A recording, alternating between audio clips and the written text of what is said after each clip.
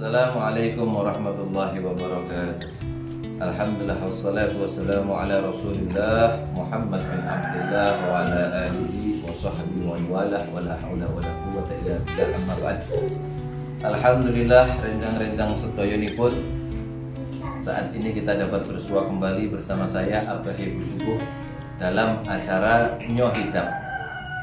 Nyoal Hidup dengan Agama Benar, bareng-bareng dan nyanyi. Sebelumnya saya tak minum.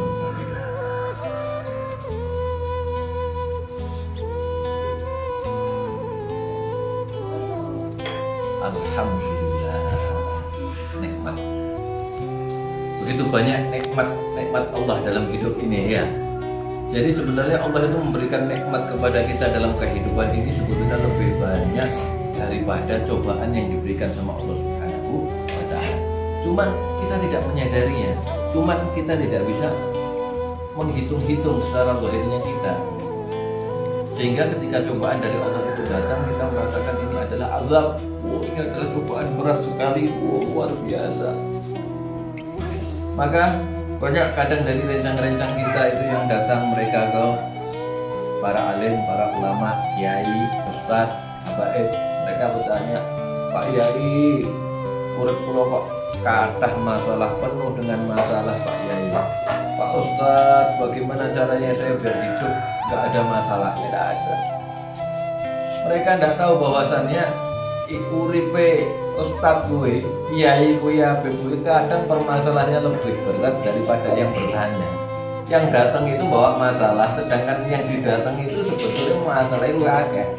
Cuman mereka memahami, mereka menyadari namanya hidup itu ya penuh dengan masalah. Namanya hidup itu ya masalah, mati itu jadi masalah, urip.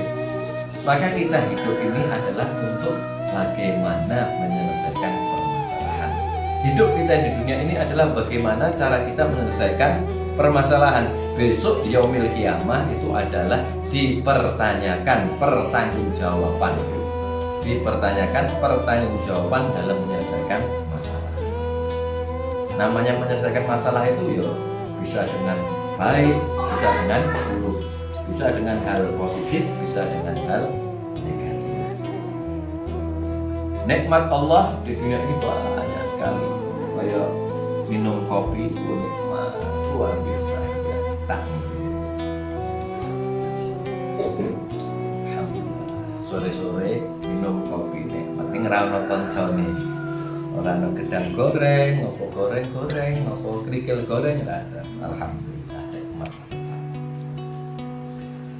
Allah berfirman, "Wa in ta'uddu nikmatallahi la tuhsuha." Jika kamu mau menghitung-hitung nikmat Allah, maka kamu tidak akan mampu, tidak akan sanggup. Berapa banyak darah di dalam diri kita yang mereka masing-masing sudah sadar dan memahami bahwasannya aku harus mengalir ke bawah, aku harus mengalir ke atas, aku harus mengalir ke kanan, aku harus melewati sini. Ada urat yang bergerak, ada urat yang tidak bergerak. Itu kalau urat yang bergerak itu tidak bergerak dan urat yang tidak bergerak menjadi bergerak, itu kita akan merasakan kesakitan yang luar biasa.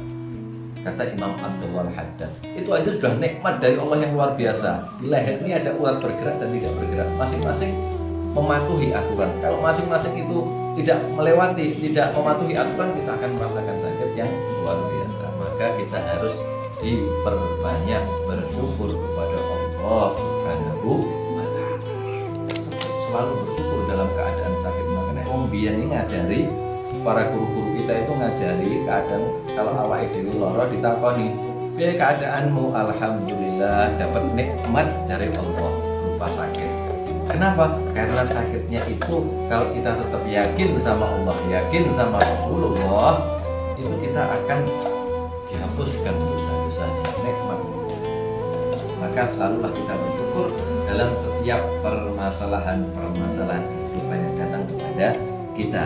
Utamakan dengan bersyukur. Ketika mendapat cobaan, kita mendapatkan musibah, alhamdulillah. Lalu kita atasi permasalahan tersebut dengan cara-cara yang positif. Kalau kita tidak tahu bagaimana cara yang positif, maka pertanyaan was'alu ahli, bertanya kepada orang yang memahaminya, para alim, para ulama. Bagaimana keadaan yang sekarang ini adalah kita lagi dilanda pandemi yang luar biasa dengan adanya virus corona COVID-19.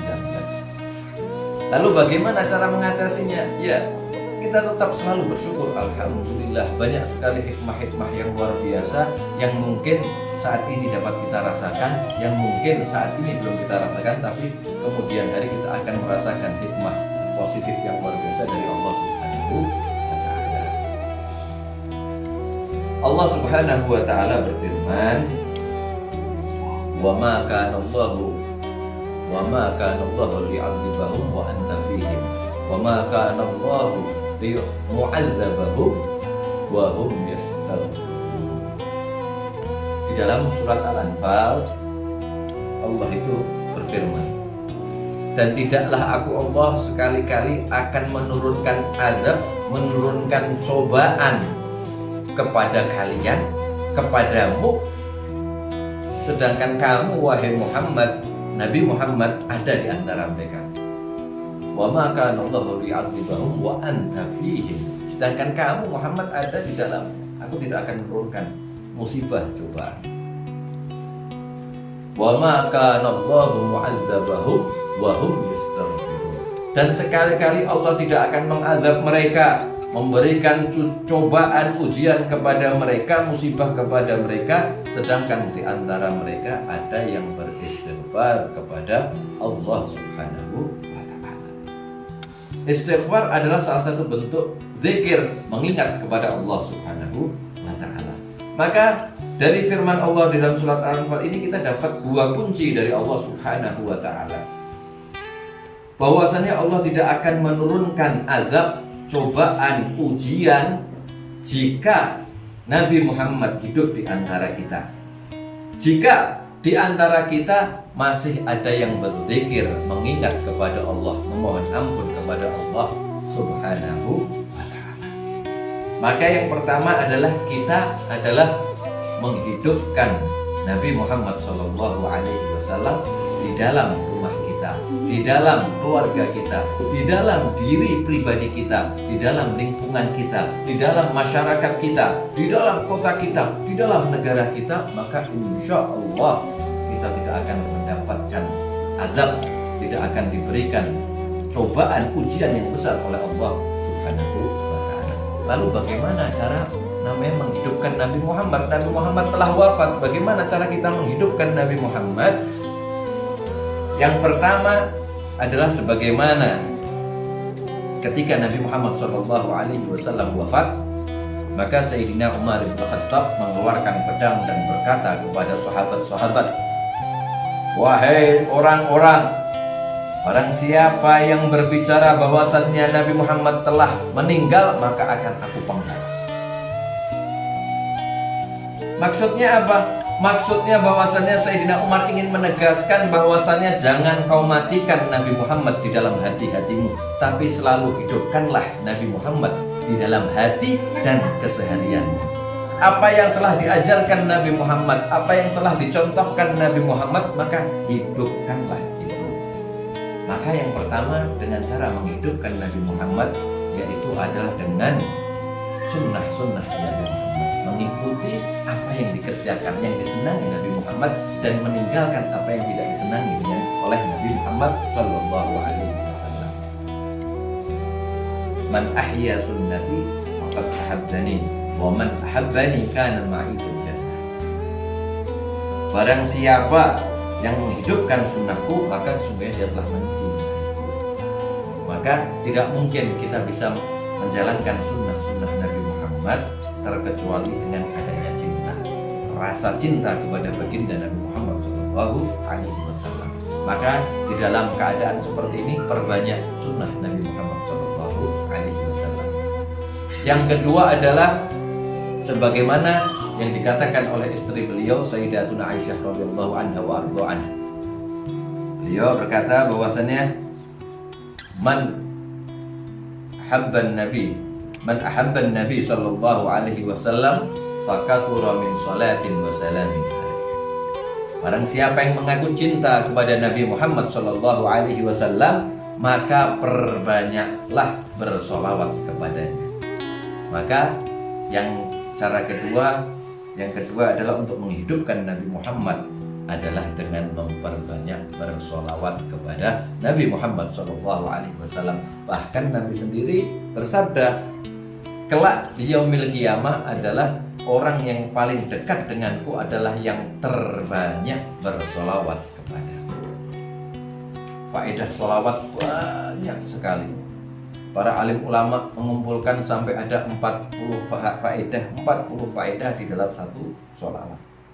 Gundah gelisah, permasalahan, seret rezeki, seret jodoh, dan lain-lain. Begitu juga dengan adanya sakit, penyakit, musibah, dan ini dengan sholawat insya Allah lenyap. Maka daripada itu, cara kedua adalah dengan memperbanyak bersholawat kepada Nabi Muhammad SAW. Dan yang ketiga adalah dengan menguatkan ikatan kita sebagai umat Nabi Muhammad kepada Nabi Muhammad SAW. Kuatkan ikatan kita kepada baginda Nabi Muhammad SAW. Sungguh tidak ada suatu ikatan yang lebih kuat kelak di yaumil qiyamah terkecuali ikatan kecintaan kita kepada Nabi Muhammad SAW. Maka kita perkuat ikatan kita kepada baginda Nabi Muhammad SAW. Dan yang keempat adalah dengan memperbanyak berzikir kepada Allah, beristighfar, membaca Rabiul Hadat, dan lain sebagainya. Selain itu, janganlah kita terus banyak mengeluh dengan keadaan ini. Kita mengeluh, tidak mengeluh sama saja. Cobaan dari Allah pasti datang. Mengeluh, tidak mengeluh. Sabar, tidak sabar sama aja. Lebih baik kita sabar, lebih baik kita bersyukur kepada Allah Subhanahu wa ta'ala. Maka semoga kita semua insya Allah menjadi orang-orang yang sabar. Insya Allah kita termasuk dari golongan orang-orang yang selalu bersyukur kepada Allah Subhanahu wa ta'ala. Dan semoga Allah menghilangkan daripada keadaan seperti ini. Allah menghilangkan virus-virus wabah-wabah yang ada di antara kita. Dan insya Allah Allah memberikan kepada kita kesehatan, kemudahan dalam istiqomah setiap kebaikan. Dan insya Allah Allah memperpanjang umur kita dalam keadaan sehat walafiat, dalam keadaan taat kepada Allah, taat kepada Rasulullah SAW. Dilindungi diri kita, keluarga kita, tetangga-tetangga kita, masyarakat kita, kota kita, dan negara kita daripada musibah-musibah, azab yang besar dari Allah Subhanahu wa ta'ala. Dan insya Allah kita termasuk daripada hamba-hamba yang selamat dunia maupun selamat akhirat. Insya Allah kita termasuk daripada orang-orang yang beruntung dunia maupun kelak di yaumil qiyamah. Jadi dalam keadaan seperti ini tetap sehat, semangat, manfaat dunia akhirat. Demikian dari saya. Insya Allah ketemu lagi pada tempat-tempat yang lainnya. Jangan lupa subscribe YouTube saya ya, Abahi Usukuf, dan juga like dan juga share sebanyak-banyaknya untuk mendukung daripada dakwah-dakwah kita agar bisa masuk kepada semuanya. Demikian dari saya. Assalamualaikum warahmatullahi wabarakatuh.